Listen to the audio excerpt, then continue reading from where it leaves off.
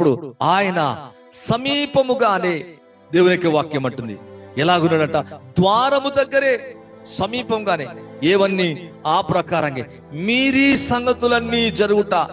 ఇప్పుడు జరుగుతున్నవి ఎన్నో చూస్తున్నాం, ఎన్నో రుజువులు చూస్తున్నాం, ఎన్నో సంఘటనలు చూస్తున్నాం, ఎన్నో భయంకరమైన పరిస్థితులు లోకంలో జరగటం చూస్తున్నాం. ఇవన్నీ దేవునికి ఆ ప్రకారంగా మీరీ సంగతులు జరుగుట చూచినప్పుడు, యుద్ధములు మరి రకరకాల జరుగుతున్న రాకకు సంబంధించిన మరి పరిస్థితులన్నీ జరుగుతున్నప్పుడు ఎలాగుండాలంట?